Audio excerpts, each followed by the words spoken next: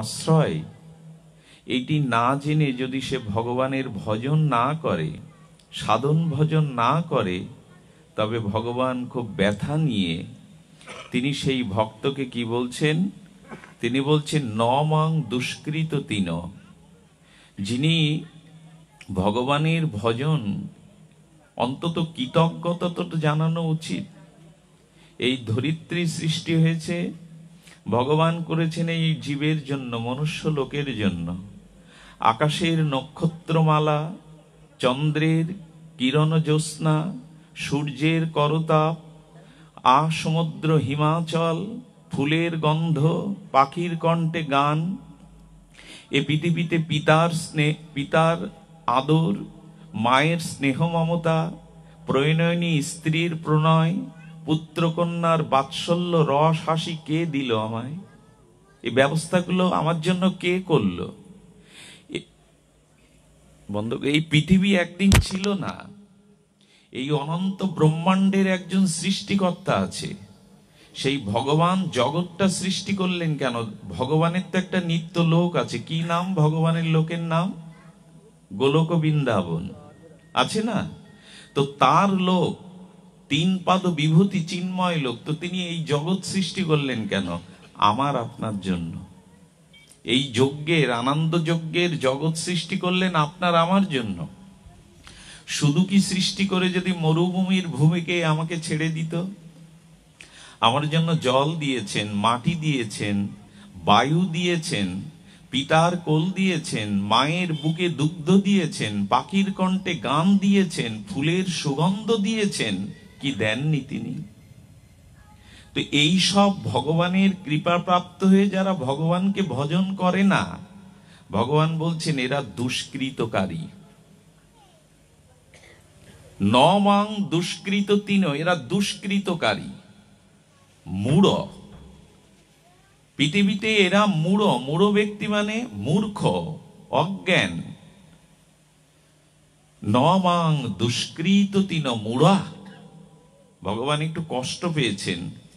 আমাদের সৃষ্টি করে জগতে পাঠিয়েছিলেন যাতে মায়া মোহ কামনা বাসনা রিপুতে তাড়িত পীড়িত হয়ে আমরা নরকে না যাই, যাতে এই দুর্লভ মনুষ্য জন্ম পেয়ে, জ্ঞান বিজ্ঞান পেয়ে, ভগবানের ভজন করে, শ্রীগুরু কৃপা পেয়ে, বৈষ্ণবের কৃপা পেয়ে, শাস্ত্রের কৃপা পেয়ে আমরা নিত্য জন্ম মৃত্যুর ঊর্ধ্বে ভগবত ধামে ফিরে যেতে পারি।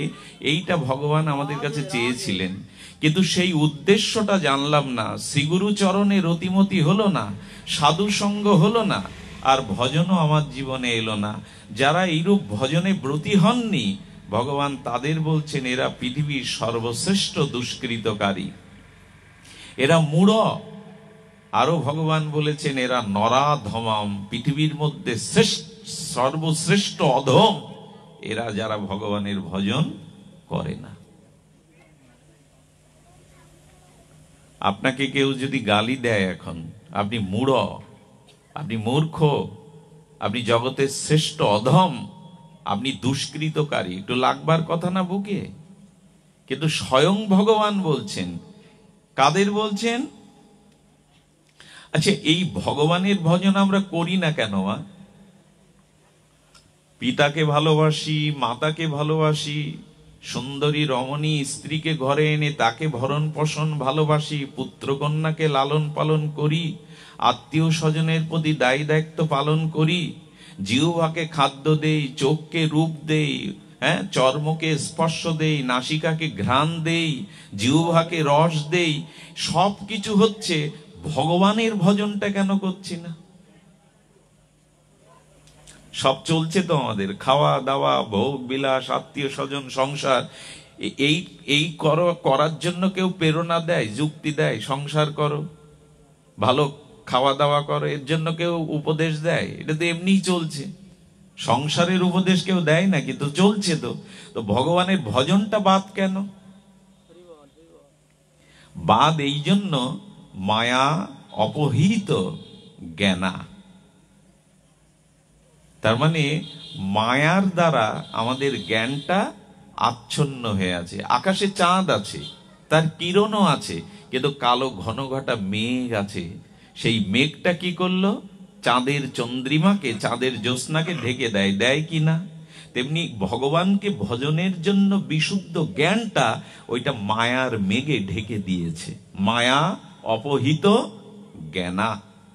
ভগবানকে ভজন করতে হবে, এই যে জ্ঞান, এই যে বিশুদ্ধ জ্ঞান, এটা ঢেকে দিয়েছে কে মা? একটু কথা বলতে হবে, কে ঢেকে দিল?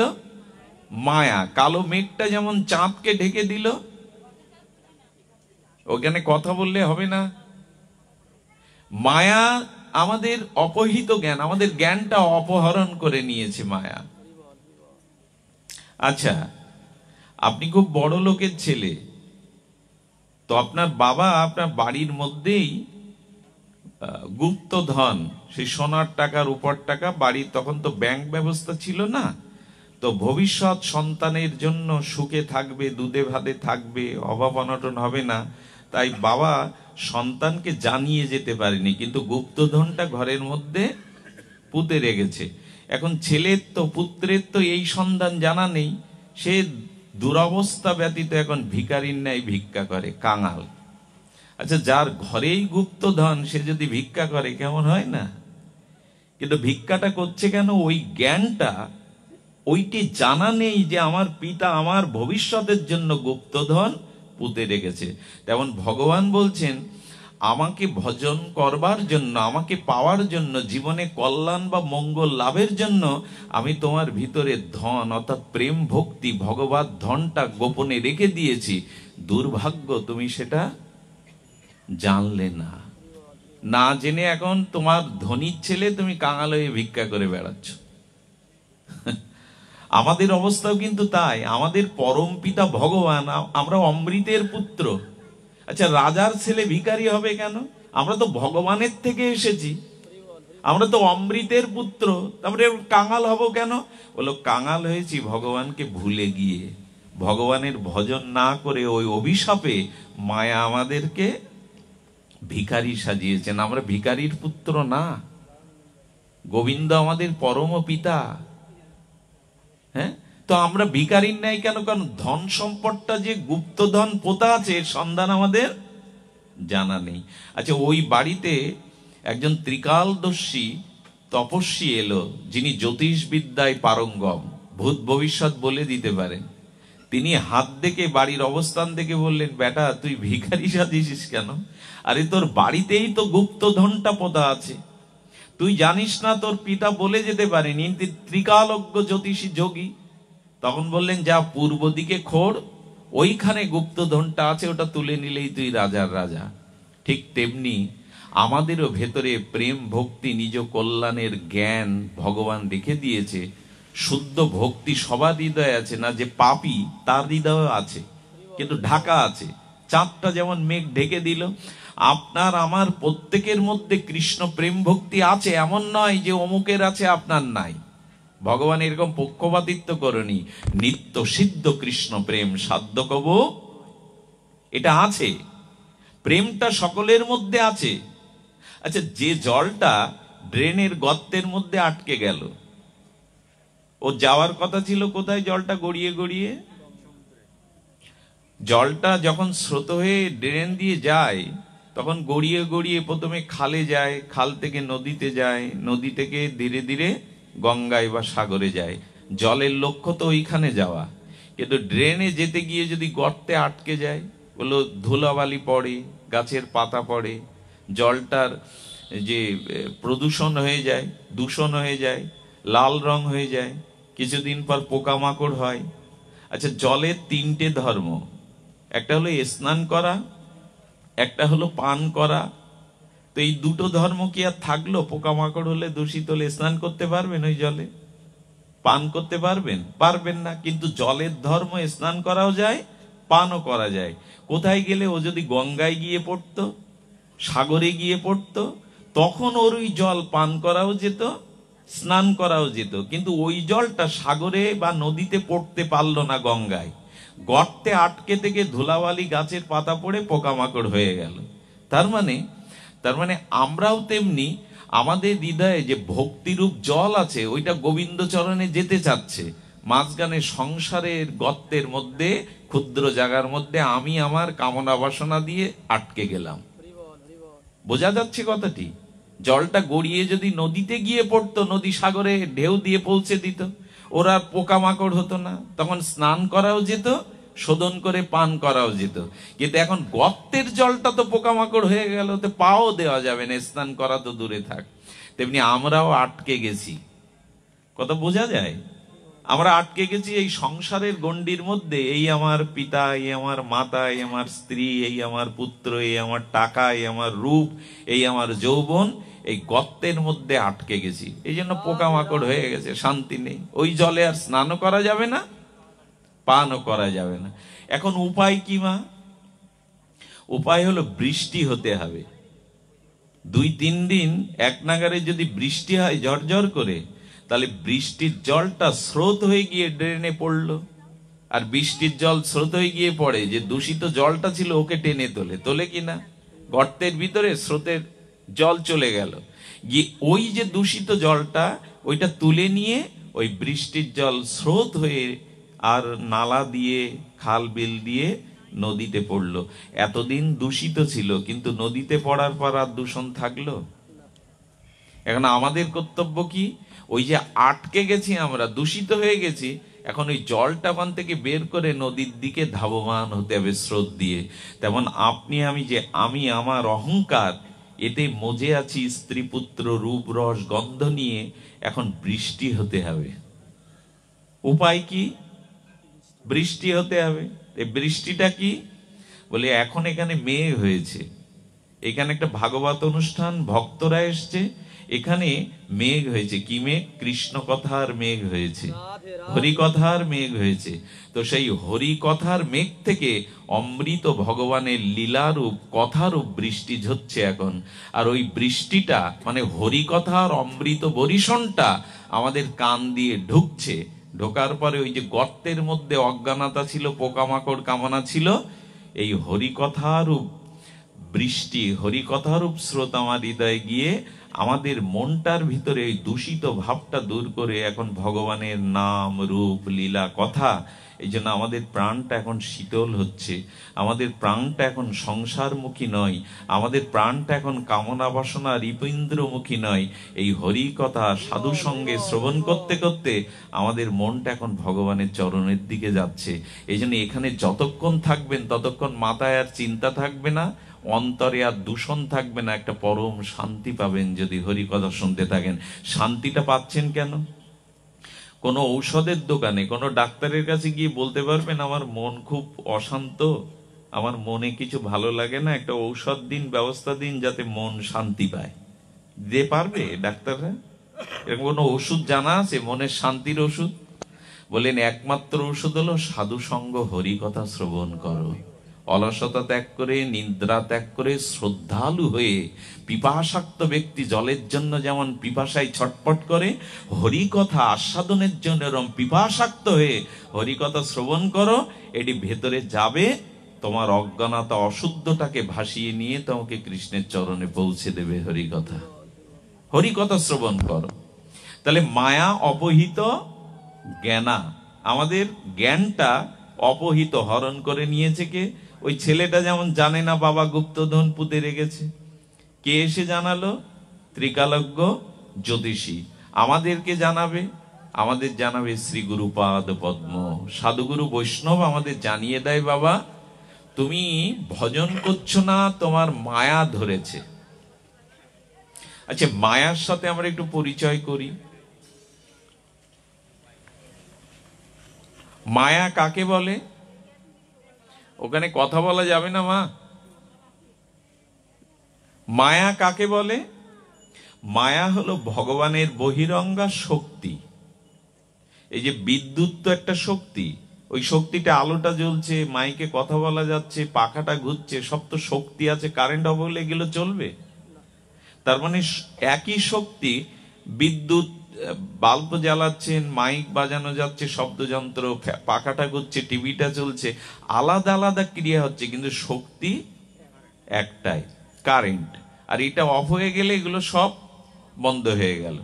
তো ভগবানের অনেক শক্তি আছে, তার মধ্যে একটা শক্তি হলো বহিরঙ্গা শক্তি। বহিরঙ্গা মানে যা বাইরে থাকে, ভেতরে না। সেই বহিরঙ্গা ভগবানের শক্তির নাম হলো, কথা বলতে হবে, মায়া। সেই শক্তির নাম কি?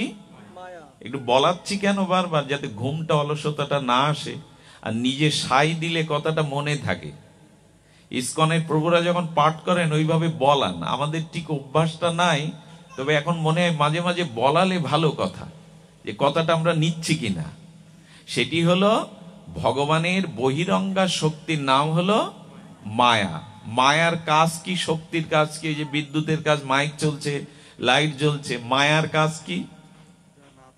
মায়ার কাজ হলো যেটা নাই ওইটা সে দেখাবে, যা মিথ্যা তা সত্য করে দেখাবে, যা নাই তাকে দেখাবে। কিরকম? সূর্যের আলোটা ঠিকরে আপনার চোখে ঝলসে গেল, সূর্যের দিকে তাকালে মধ্য গগনে উদ্দীপ্ত সূর্য কিরণ, আপনার চোখটা ঝলসে গেল। দেখবেন চোখে কিরণ লাগার সাথে সাথে চোখটা বন্ধ করলে দেখবেন নীল, পিত, বেগুনি বিন্দু বিন্দু দেখা যাচ্ছে, যায় কিনা? আচ্ছা, ওগুলো কি আছে আমার সামনে? দেখা যাচ্ছে কেন? চোখে জাদা লেগে গেছে, সূর্যের তাপ পড়েছে। আচ্ছা, বুঝলাম। সেটি হলো সূর্যের কিরণটা যখন আয়নার উপরে পড়ে, দর্পণের উপরে, তখন ওর দিকে তাকানো যায়? অধিক উজ্জ্বল হয় না? চোখটা ঠিকরে যায়। আর চোখটা যখন ঝলসে যায়, আপনি দেখলেন পিত, নীল, বেগুনি বিন্দু বিন্দু, আসলে ওগুলি নাই। আচ্ছা, কারো চোখের রোগ হয়েছে, চৌকোটা রোগ হতে পারে, ছানি পড়তে পারে, সে আকাশের দিকে তাকিয়ে দেখছে কি নীল আকাশকে দেখছে কালো। এটা কি আকাশের দোষ না চোখের দৃষ্টির দোষ? চোখের দৃষ্টির দোষ। অর্থাৎ যা নেই তাও দেখাচ্ছে, সামনে বিন্দু বিন্দু ওটা নেই তবু দেখাচ্ছে। মায়ার কাজ কি জানেন? মায়ার কাজ হলো যেটা মিথ্যা, যেটা তোমার অমঙ্গল করবে, যাতে তোমার জন্ম মৃত্যু জরাব্যাধি ভোগ করতে হয়, যেটা দুঃখময় ওটা সুখের করে দেখাবে। কি মজার কায়দা দেখুন! যেটা দুঃখময় সেটা দেখাবে সুখের, যেটা নাই সেটা আমার সামনে এনে ওর প্রতি মোহ এনে দেবে। এই হলো মায়ার কাজ। সত্যকে মিথ্যা করে দেবে, মিথ্যাকে সত্য মনে করাবে, যা নাই তাও দেখাবে। এটা মায়ার কাজ। আচ্ছা, কিরকম মজার কথা দেখুন, কিরকম সেটা হলো, মায়াটা কিরকম? ছায়ার মতো। আচ্ছা, আপনার দেহের এখন যে ছায়াটা পড়েছে, ওটা তো আপনার দেহের থেকেই পড়েছে। তা দেহের ক্ষুধা আছে, তৃষ্ণা আছে, ঘুম আছে, ছায়ার আছে তো? ছায়াকে মারলে আঘাত পাবে তো?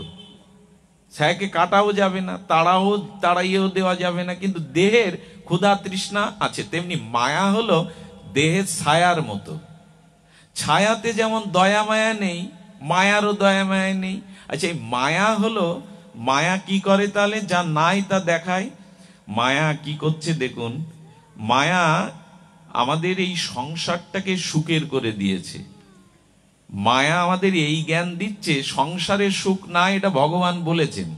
এ কথাটি আমি 3 বার বলবো আপনাদের, যাতে আপনাদের মনে রেখাপাত করে। সংসার হলো দুঃখের আলয়। কি বললাম? সংসার হলো দুঃখের আলয়। গীতায় ভগবান বলছেন শুধু দুঃখের জায়গা না, সংসারটা হলো কারাগার। সংসার হলো, আচ্ছা, বাড়িতে কুড়ে ঘর, হাজতে গেলে 3 তলায়ও রাখে, ফ্যানের ব্যবস্থা আছে, টিভি আছে, ওখানে টাকা জমা দিলে আমি প্রতি সাজে ভালো মন্দ খেতে পারবেন। তো যার বাড়ি কুড়ে ঘর, অথচ কারাগারে সে ফ্যানের তলে, টিভির তলে, পাকা বাড়িতে থাকে, তার কি শান্তি হয় ওই পাকাতে থাকলেও? হয় কি? তো মায়া কি করছে? সংসারটা কারাগার। সংসারে কেউ কারো না, যৌবন আছে, আয় করে দিতে পারছি, তোমার সুখের ব্যবস্থা করতে পারছি, তাই তুমি আমাকে মানো, তাই তুমি আমাকে মনে রেখেছো, তাই তুমি আমাকে আপন ভাবো। প্যারালাইসিস হয়ে পড়ে থাকলে, আয়না করতে পারলে, তোমার সুখের কোনো ব্যবস্থা না করতে পারলে, তুমিই প্রার্থনা করবে, ভগবান ওকে তুলে নাও, আর পাচ্ছি না, ওকে মুক্তি দাও আর আমাদের মুক্তি দাও। যে মানুষটা একদিন খুব প্রিয় ছিল, সংসার চালাতো, সে প্যারালাইসিস হয়ে পড়ে থাকলো, এখন ভগবানের কাছে উল্টে মন্ত্র বলছেন, প্রভু ও কষ্ট পাচ্ছে, আমরাও পাচ্ছি, তুলে নাও।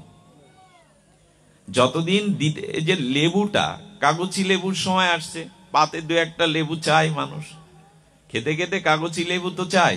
আচ্ছা, লেবুটা পাতের উপর কতক্ষণ থাকে? যতক্ষণ রস নিগড়ে না নেবেন ততক্ষণ পাতে ওর জায়গা। রস নিংড়ানো হলে ওকে সাইডে ফেলে দিলেন কিনা? ঠিক সংসারের অবস্থাটা আপনার লেবুর মতো, রস যতক্ষণ দিতে পারলেন ততক্ষণ আপনি ভালো। আচ্ছা, এ প্রমাণ কি দেওয়া লাগবে না? আমরা হাড়ে হাড়ে টের পাচ্ছি, হাড়ে হাড়ে টের পাচ্ছি কিনা? তো সংসারটা কারাগার, সংসারটা দুঃখের, এখানে প্রকৃত কেউ কারো না। এটা কে বলেছে? ভগবান। মায়া করছে কি? এই কথাটা ঢেকে দিয়ে, আচ্ছা এখন একটা কালো পর্দা দিয়ে দিন আমার সামনে, একটা কালো পর্দা টানালে কি হবে? আমি আপনাকে দেখতে পাবো না, আপনি আমাকে দেখতে পাবেন? পর্দাটা দুজনকে ঢেকে দিল। তেমন মায়া, এই বহিরঙ্গা শক্তি মায়া, সেই সংসারটা কারাগার কিন্তু দেখাচ্ছে সুখের, সংসারটা দুঃখের কিন্তু দেখাচ্ছে সুখের। যারা আপন না তাদেরকেও আপন করে দিচ্ছে। এখন আয়নাতে ডান হাত দেখালে কি হাত দেখায়? মায়া করে কি? যেতে সুখ নেই তাতে সুখ, সংসারে সুখ নেই তা। আচ্ছা, এই দেহটা কি? মুখে দেখবেন ব্রণ, আমার মুখেও আছে ব্রণ, কারো নখ পচে গেছে, কারো মুখে ব্রণ, কারো বা ফোড়া হয়েছে, দাঁত হয়েছে, যেগুলো হাত দিতেও মানুষ ঘৃণাবোধ করবে। তারপরে কি? এই দেহের মধ্যে রক্ত, এই দেহের মধ্যে হাড়, এই দেহের মধ্যে নাড়ি ভুড়ি, এমনকি কৃমি কীট এই দেহের মধ্যে।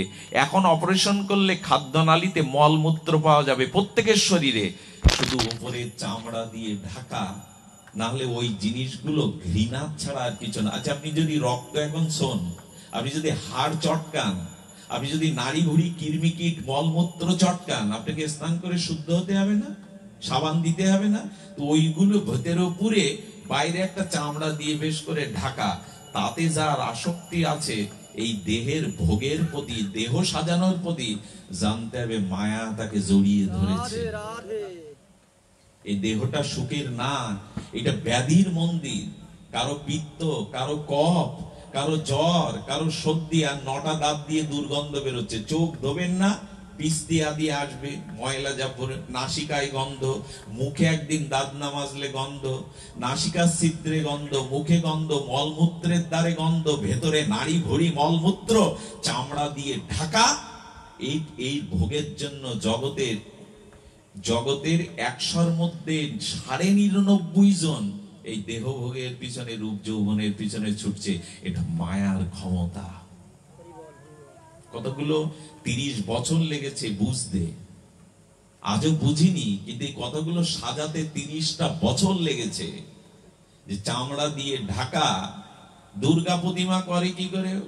প্রথমে কাঠাম তৈরি করে, খড়কুটো আনে, চরের মাটি আনে, কি সুন্দর করে প্রলেপ দেয়, খড়কুটো দিয়ে কাঠামোর উপরে দিয়ে 2-3 প্রলেপ দিয়ে রং তুলি দিয়ে ব্রাহ্মণ এসে ঢাকঢোল পিটিয়ে আর চক্ষুদান দিয়ে দিল, হয়ে গেল পূজা। 5 দিন হলো। যেদিন বিসর্জন দেয় পুকুরে বা নদীতে, পরের দিন পুকুরে গিয়ে দেখবেন ওই সে মা দুর্গার রূপ তো আর নাই, জলের ভিতরে গিয়ে রং টং গুলো উঠে গিয়ে খড়কুটো বেরিয়ে গেছে। আপনার আমার চামড়াটা যদি একটু তুলে নেওয়া যেত, এখনই প্রমাণ করা যেত ভেতরে যা আছে তা ভোগের জিনিস না, সুখের জিনিস না। কিন্তু এই রূপ যৌবন ভোগের পেছনে এই 99.5 জন মানুষ 100-র মধ্যে পৃথিবীতে ছুটছে। সারাটা দিন কি করেছি আমরা? 2বার চান করেছি, চুলে তেল দিয়েছি, চিরুনি আয়না লেগেছে, দেহের পোশাক লেগেছে, ভালো মন্দ খাওয়া। আত্মাটাকে কি দিয়েছেন? আত্মা না থাকলে তো বাহাদুরি থাকতো না। এখন মারা যান, ওই ঘর থেকে উঠানে নামাবে সারা রাত। একবারও রাত্রে ঘরে যে খাটে আপনি থাকতেন রাখবে না। আত্মাটার জন্য কি করেছেন? সারাদিন তো শরীরের কথা ভেবেছেন, আত্মা যে কিছু খায়, আত্মারা যে একটু সাজাতে হয়, সে চিন্তা আসে? জান নেই, জানতে হবে মায়া তাকে ধরেছে। আমাদের সমস্ত বাহাদুরি, এই যে আমি কথা বলছি আপনারা শুনতে পাচ্ছেন, জিহ্বায় রস দিলে খেতে পাচ্ছেন, এটা আত্মা না থাকলে মরা ব্যক্তির পক্ষে সম্ভব? দেখা শোনা, খাওয়া, স্ত্রী পুত্র নিয়ে থাকা। এখনই মরে গেলে তো আপনার ঘর থেকেই বের করবে কিনা?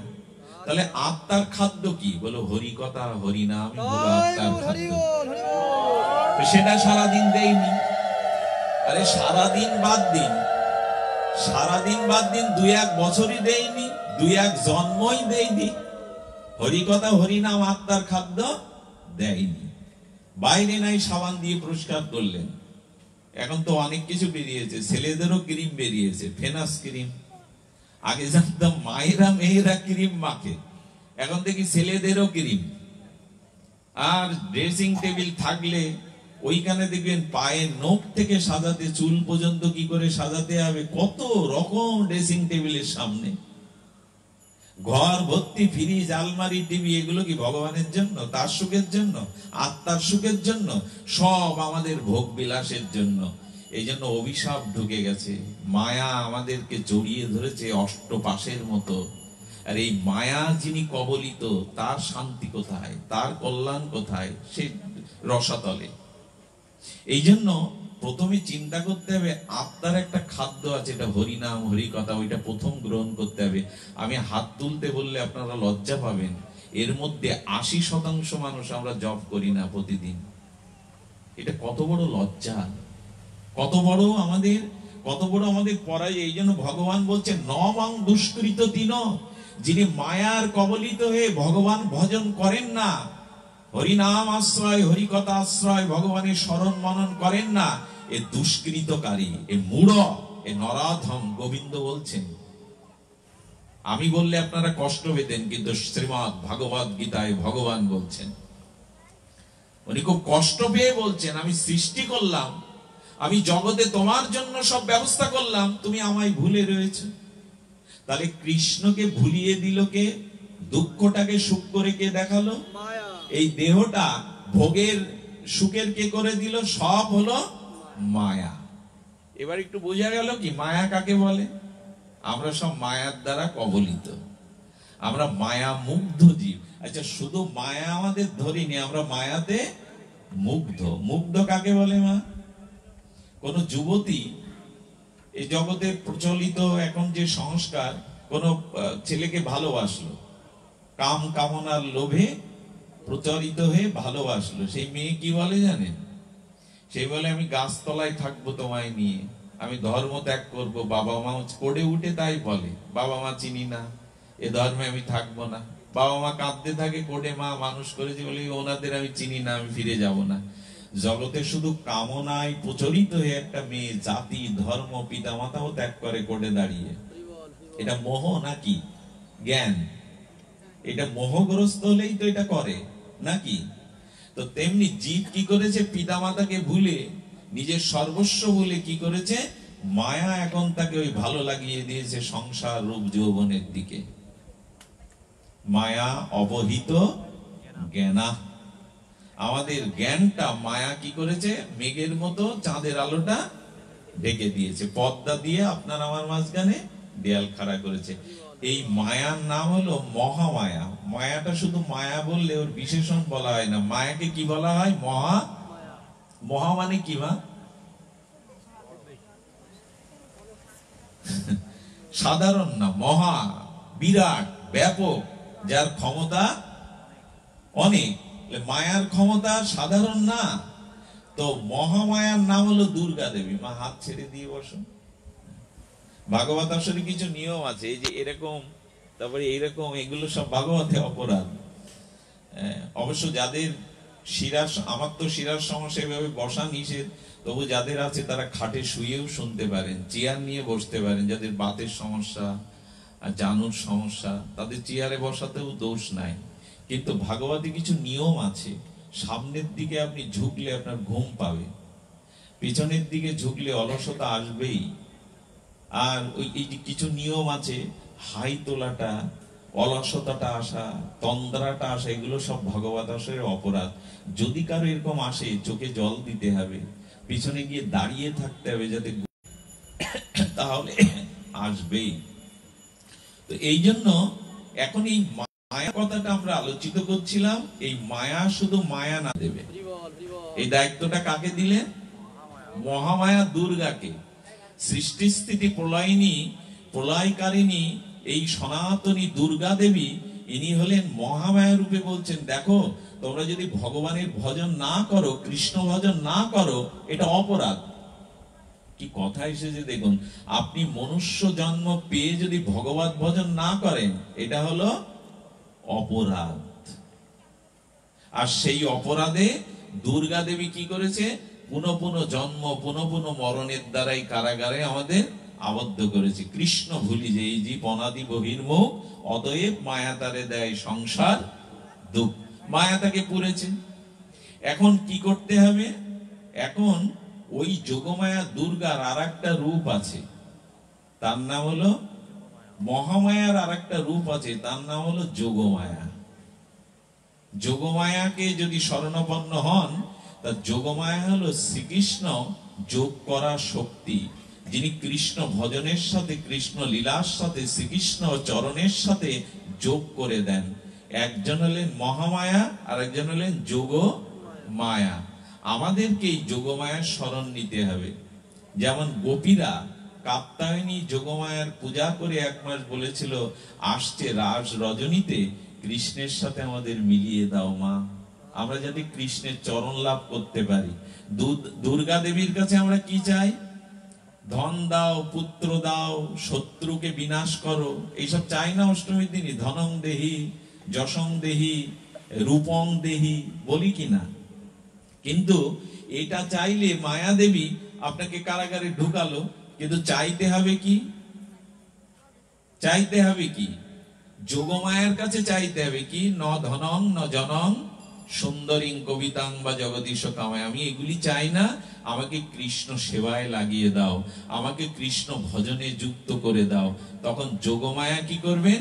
কৃষ্ণমুখী হওয়ার ভজনের ইচ্ছা থাকলে কারাগার থেকে আপনাকে ছেড়ে দিয়ে আর কৃষ্ণ ভজনে লাগাবেন। খুব মার্মিক একটা কথা বললাম, এই মায়ার হাত থেকে আপনি নিজের শক্তিতে, নিজের জ্ঞান বুদ্ধিতে মায়া এড়াতে। আচ্ছা, যে পুলিশ আপনাকে ধরে অপরাধের কারণে কারাগারে পুরলো, ওই পুলিশকে বলবেন তো তুমি আমায় ধরেছো, তুমি ছেড়ে দাও কারাগার থেকে? পুলিশের সাধ্য আছে কারাগার থেকে আপনি মুক্ত করবে? পুলিশ কি বলে জানেন? পুলিশ বলে কি, ওই লাল বিল্ডিং বলে একটা কোড আছে, কোডের রং আগে এরকম লাল থাকতো, তো ওই কোড রূপ লাল রং করা বিল্ডিং এ কালো পোশাক পরা কিছু উকিল আছে। ওই উকিলের কাছে গিয়ে তুমি তোমার জামানত ধরো ম্যাজিস্ট্রেটের কাছে বা জজের কাছে।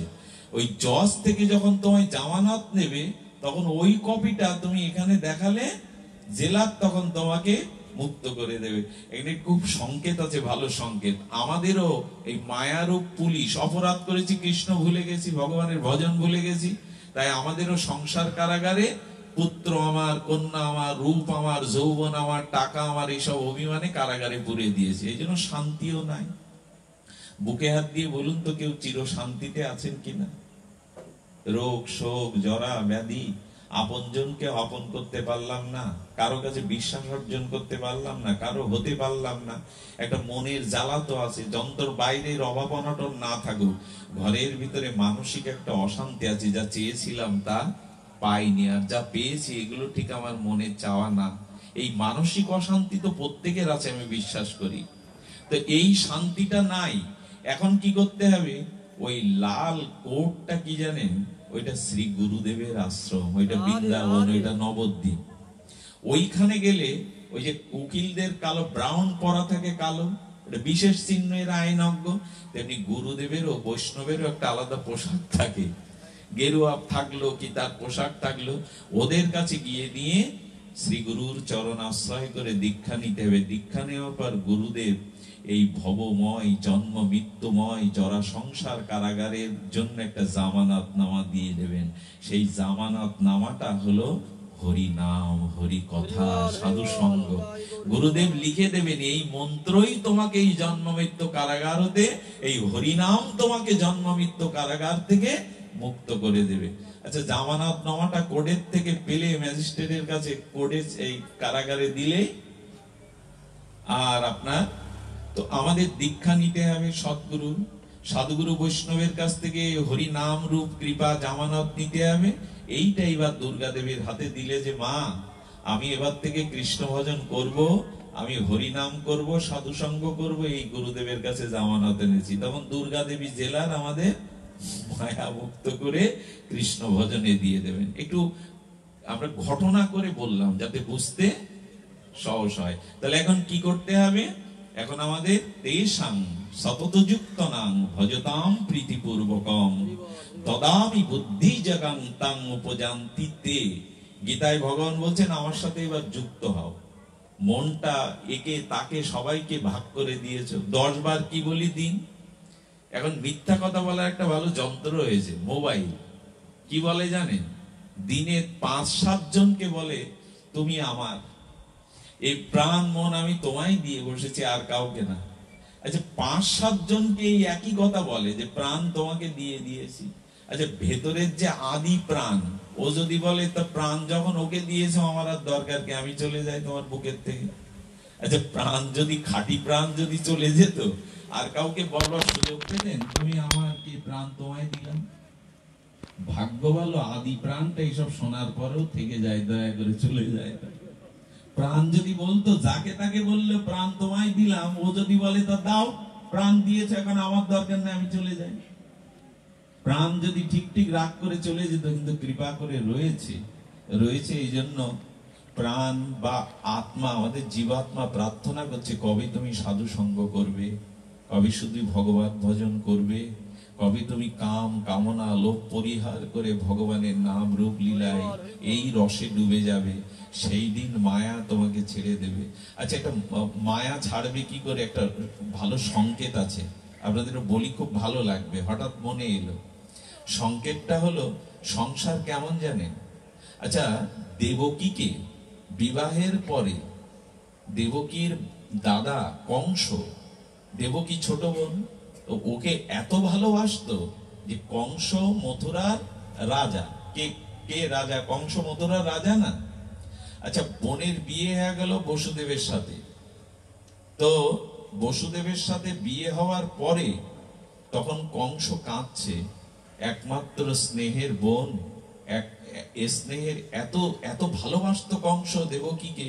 তখন বলছে, দেবকী রে, আমি রাজা হলেও আমি তো রথের ড্রাইভার হয়ে তোকে আর ভগ্নিপতিকে আমি পৌঁছে দেব। কোন রাজা ড্রাইভার সাজে? তো বোনকে ভালোবাসে, তাই বসুদেবকে আর দেবকীকে রথে নিজে সারথি হয়ে, ড্রাইভার হয়ে কংস পৌঁছে দিচ্ছে। এটা পড়েছেন না, জেনেছেন না? দেবকীকে আর বসুদেবকে কে নিয়ে যাচ্ছেন রথে করে? রাজা। ওর তো ড্রাইভার ছিল, সারথি ছিল। আর বারবার দেবকীর দিকে তাকিয়ে চোখ দিয়ে জল পড়ছে কংসের। সবাই বলছে, দেখো বোনের প্রতি কি ভালোবাসা। আমরাও মজে গেছে, এ আমাকে ভালোবাসে, ও আমাকে ভালোবাসে। আচ্ছা, পরে কি ঘটলো? একটুখানি পরে, যার জন্য কাঁদছিল, যারে শ্বশুর বাড়ি পৌঁছে দেওয়ার জন্য নিজে ড্রাইভার হলো, সে সবার সামনে তলোয়ার বের করে চুলির মুঠি ধরে ওর মুন্ডু কাটতে গেল। ভাগবত সংকেত দিচ্ছে, এই হলো সংসার। আজকে যে তোমার খুব আপন, কিছুক্ষণ পরে দেখবে সেই আবার তোমার শত্রু হয়ে গেল, চুলির মুঠি ধরে কাটতে গেল। কংস দ্বারা ভাগবত শিক্ষা দিচ্ছে, এরই নাম সংসার। একটু আগে যে তোমার খুব প্রিয়, একটু পরে সেই তোমার অপ্রিয়। এই তো তোমাকে হত্যা করতে গেল। আজকে মামলা তো ভাইয়ের বিরুদ্ধে ভাই করে, স্ত্রী মামলা করছে স্বামীর বিরুদ্ধে, পুত্র কন্যা মামলা করছে বাবা মার বিরুদ্ধে, বাবা সম্পত্তি দেয় না বলে। এদিকে আদর যত্ন আমার করে তো মুখে ফেনা তুলে দেয়, সব আমার সব আমার। তো বলছেন এই কংসের অবস্থা দেখো, একটু আগে যে কাঁদছিল বোনের জন্য, সে এখন মারতে গেল। আচ্ছা, ওদের কংস কোথায় পুরে রাখলো? বসুদেব বোঝালো যে ও তো তোমায় মারবে না, ওর গর্ভের সন্তান মারবে, তো সন্তান হলেই তোমার হাতে তুলে দেবো। কারাগারে বন্দি করলো। তার মানে এই কংস হলো অভিমান, কংস হলো অহংকার। এই অহংকার আর অভিমান আমাদেরকে সংসার কারাগারে। আচ্ছা, হাতে পায়ে কি ছিল বসুদেব দেবকী? বেরিয়ে পড়া ছিল না? কি সংকেত দেখুন, শুনলে আশ্চর্যান্বিত হবেন। কি সংকেত দিয়েছে ভাগবত। বললেন কি, অনেকেই না বলে কি, মনে করি একটু সাধু সঙ্গে যাব, মনে করি একটু নবদ্বীপ বৃন্দাবনে যাব, মনে করি একটু গুরু আশ্রমে যাব, মনে করি যেখানে একটু ভাগবত কথা হয় যাব, কিন্তু আমার হাত পা বাঁধা। বলে কিনা? সব কাজের সময় পায়, হরিনাম করবার, ভগবানের পায়ে একটা তুলসী দেওয়ার সময় কি বলে ওইখানে অজুহাত। মানুষের হাত কয়টা? দুটো। এখন আমাদের হাত সবার 3টে, একটা গজিয়েছে অজুহাত। আমি সব কাজের 8 ঘন্টা ঘুমানোর সময় পাই, বন্ধুদের সাথে আড্ডা দেওয়ার সময় 3 ঘন্টা সিরিয়াল বা টিভি দেখার সময় পাই, শুধু 4 মালা 20 মিনিট জপের সময় নেই। ঠাকুরের চরণে একটু চ্যান করে একটা তুলসী পাতা দেব। আর আমাদের দেশের কি অভিশাপ, আমাদের দেশের পুরুষ মানুষ যারা, আমরা ভাবি কি ঠাকুর সেবাটা মেয়েদের কাজ। কি দুঃখের কথা জানেন, অনেকেই কল করে আমাদের কাছে, সাধু ভেবে করে যে বাবা আমার তো মেয়েদের বিশেষ মাসের 4টে দিন পূজা পার্বণ করা যায় না, ঋতুমতি হলে কি করে জানেন, প্রায় হিন্দুর বাড়িতে ওই 4 দিন সেবা বন্ধ থাকে, ঠাকুর সেবা। আর এরকম শেখানো হয়েছে, এগুলো উচিত না। ওই 4 দিন মেয়েরা সেবা দেবে না বলে বাড়ি আর কেউ নেই, ওই পুরুষেরই উচিত ওই 4 দিন শুধু না, তাকে প্রতিদিন, কারণ একমাত্র পুরুষ হলেন গোবিন্দ, আমরা সবাই প্রকৃতি। আমরা কেউ পুরুষ দাবি করলে ভুল করবেন, আমরা সবাই প্রকৃতি। আমরা সেজেছি পুরুষ। আচ্ছা, যাত্রা মঞ্চে একজন রাজা রোল করছে, সিংহাসন দিয়ে, মন্ত্রী 2 জন পাখা দিয়ে বাতাস করছে, বলছে এই একে 1 লক্ষ টাকা দিয়ে দাও, দাও ওকে 1 লক্ষ টাকা দিও। আসরে বললো আর 1 লক্ষ টাকা। যে গ্রিন রুমে যখন যাত্রা শেষ হয়ে এলো, তখন ওকে বলবেন তো 200 টাকা দাও আমায়। বেটা তো 200 টাকার ক্ষমতা নেই, ওইখানে মন্ত্রী সেজে এই 1 লক্ষ টাকা ওকে দিয়ে দাও, দাও ওকে 1 লক্ষ টাকা। 10 বিঘে জমি গ্রিন রুমে 200 টাকা দেওয়ারও এমনি তো অভাব, ও রাজার পেলে করছে, গলা টলা ভালো, দেখতে ভালো। এই সংসারটা একরকম যাত্রা, আমরা পুরুষ বলে দাবি করছি। ঠাকুর সেবাটা প্রত্যেকেই করবেন। দীক্ষা নেওয়ার পরে যে পুরুষ নারী গোবিন্দের চরণে তুলসী দেয় না, তার দীক্ষা ফলবতী হয় না, দীক্ষা কোনো কার্যকারী হয় না। শুনে নিন কি অভিশাপ। আমরা মনে করি ঠাকুর সেবা মেয়েদের কাজ। আচ্ছা, বৃন্দাবনে, নবদ্বীপে, মঠ মিশনে কারা সেবা করে? গোবিন্দের ভোগ লাগায় কারা? বাবাজিরা লাগাই তো। আপনি কেন বলবেন যে আমাদের বাংলাদেশে চিন্তা করুন, ওই 4টে দিন ঘরে সেবা বন্ধ। আপনি খাবেন, চান করবেন, ঘুমাবেন, অথচ ঠাকুর সেবা বন্ধ। প্রায় ঘরে এটা হয়। কিন্তু সেই সময় ছেলেকে বলতে হবে, মেয়েকে বলতে হবে, ওর বাবাকে বলতে হবে, যাও ঠাকুর ঘরে যাও, এটা তোমার ডিউটি। এসবগুলো সব না জানতে জানতে, আলোচনা না হতে হতে আমরা ভাগবতে তো যাই না। পুজো পার্বণ আমরা খুব হই হুল্লোড় করি, কি আছে ওখানে? লাইট, প্যান্ডেল, খাওয়া দাওয়া, মেয়ে জামাই, মেসো মাসি, ভালো মন্দ খাওয়া। জানার কি হলো? যজ্ঞে যান, চা খেয়ে নাম করতে উঠছে, বিড়ি খেয়ে নাম করতে উঠছে, একাদশীটা পর্যন্ত করে না। ঘরে তার কোনো হরিনাম নেই, সে গলায় সুর আছে, রাগ রাগিনী শিখে 30,000 টাকা দিয়ে নাম করে চলে যাচ্ছে। 24 ঘন্টার মধ্যে 4 ঘন্টা 2 প্রেয়ার নাম করে, থাকলো 20 ঘন্টা। 8 ঘন্টা ঘুমাক, আর ঘন্টাগুলো সে কি করে?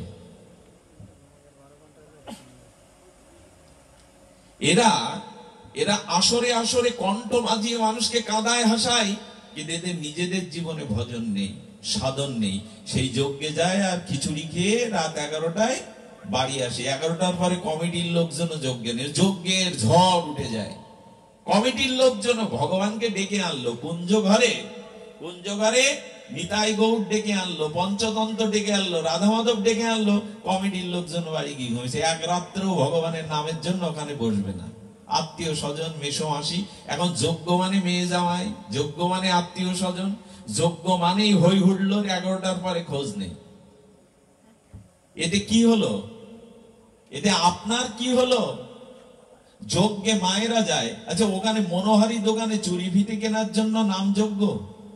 ও তো বাজার ঘাট আছে, শপিং মল আছে, সারা বছর কেনাকাটা করেন। কৃষ্ণ নাম হচ্ছে এদিকে খুব বড় বড় বলি, যেখানে হয় হরির নাম সংকীর্তন, সেখানে হয় বৃন্দাবন। বৃন্দাবনে চুরি ফিতে কিনতে যেতে হয়, বৃন্দাবনে নখ পালিশ কেনার জায়গা। ওখানে বসে বসে বাদাম ভাজা খায়। সকালবেলা দেখবেন যেখানে যজ্ঞ হয় সব বাদাম আর কাগজের খোলা, বাদাম খাওয়ার জায়গা যজ্ঞ।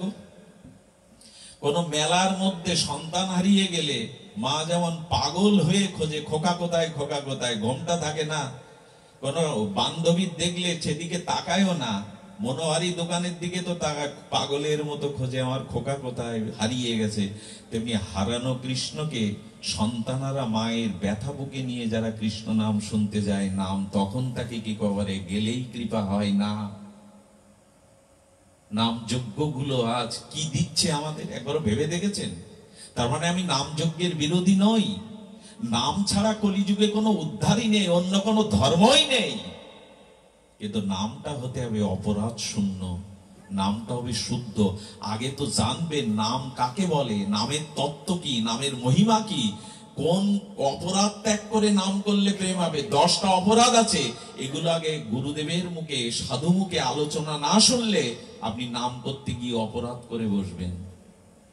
আর অপরাধ থাকলে কোটি জন্ম নাম সংকীর্তন করলে প্রেম পাওয়া, এগুলো খুব সহজ কথা। এই জন্য যজ্ঞ হচ্ছে, কিন্তু আমাকে দেখান। আমি একবার যশোরে কোথায় গেলাম, বললো আপনাদের যজ্ঞ কত বছর? বললো 63তম যজ্ঞ। 63 মানে 63 বছর যজ্ঞ হচ্ছে। তো আমাকে বলছেন আপনি একটু প্রসাদ প্রসাদ পাবেন না? বলে এখানে ঠাকুরের ভোগ লাগায় কেউ, প্রসাদ ভোজি কেউ আছে? ঠাকুর বললেন না, এই গ্রামে একজন নিরামিষ খায় কিন্তু ভোগ লাগায় না। 63 বছর যজ্ঞ করলো, অথচ সেখানে ভগবানের ভোগ কেউ লাগায় না। কি হলো 63 বছর যজ্ঞ করে? যজ্ঞ আপনারা করুন, কিন্তু গীতায় বলেছে যজ্ঞ নাম জপযজ্ঞ অস্মি, জপই হলো শ্রেষ্ঠ যজ্ঞ। ঘরে বসে 4 মালা 8 মালা করে সন্ধ্যার পর রিমোট না টিপে, রিমোট টিপলে জন্ম মৃত্যু এড়াতে পারবেন না, হরিনামের মালা ঘোরালে জন্ম মৃত্যু এড়াতে পারবেন। ওইটা টিপুন, ওই মালা টিপুন, কাজ হবে। কাকে বলবেন? কজন নাম নেয় সন্ধ্যার পরে? 20 মিনিট লাগে 4 মালা জপ করতে। এর মধ্যে 80% লোক আমরা জপের মালা নেইনি, জপ করিও না। অথচ গীতায় বলছে যজ্ঞ নাম জপযজ্ঞ অস্মি, যজ্ঞের মধ্যে শ্রেষ্ঠ হলো জপযজ্ঞ। হরিদাস ঠাকুর কি করতেন? পূজা পার্বণ করতেন। হরিদাস ঠাকুর নামাচার্য কি করতেন? পূজা পার্বণ করতেন? কিচ্ছু করতেন না, 3 লক্ষ নাম জপ করতেন। মহাপ্রভু বলেন তুমি দ্বিজ থেকে শ্রেষ্ঠ, তুমি সন্ন্যাসীর থেকে শ্রেষ্ঠ, তুমি সর্বক্ষণ বেদ অধ্যয়ন করো, সর্বদিত্বে স্নান করো, কারণ হরিনাম জপের মধ্যেই সবকিছু সাধন ভোজন মেশানো। কবে করবো আমরা? কি অদ্ভুত জানেন, জন্মালাম আর কোলে তুলে নিয়ে মায়া চিনিয়ে, ওই যে মায়া বললাম ধরলো, এই তোর বাবা, এই তোর মাসি, এই তোর কাকা, কোলে তুলে দিয়ে বলে না, আদর করে, যে ওইখানে একবারও ভগবানের নাম মনে করে দিল না। আচ্ছা মরার সময় কি করে? বাবা তোমার ছোট বৌমা কি বলতে চায়, বাবা তোমার নাতি ঢাকায় পড়ে এসেছে, ওর একটু আশীর্বাদ করে দাও। আচ্ছা যে বেটা মরে যাচ্ছে তার একটু ভগবানের কথা মনে করিয়ে দে। এখানে নাতি, ছোট বৌমা, মেসো মাসি, তাকে আরো ডোবাচ্ছিস কেন? কারণ মৃত্যুর সময় ওই মায়াতে মরলে ওর অধোগতি হয়ে যাবে। জং জং বাপি শরণ ভবন্তে ত্যাজ্যন্তে কলেবরং তম তম বৈতিকন্তেও সদা তদ্ভাব ভাবিতা। মৃত্যুর সময় তোমার যে চিন্তা মনে আসবে ওই রকম গতি হবে। শুকর কুকুরের চিন্তা করলে শুকর কুকুর, টাকার চিন্তা করলে সাপ হতে হবে, কামের চিন্তা মৃত্যুর সময় মনে আসলে তোমাকে বেশ্যা হয়ে জন্মাতে হবে। এটা ভাগবত বলেছে।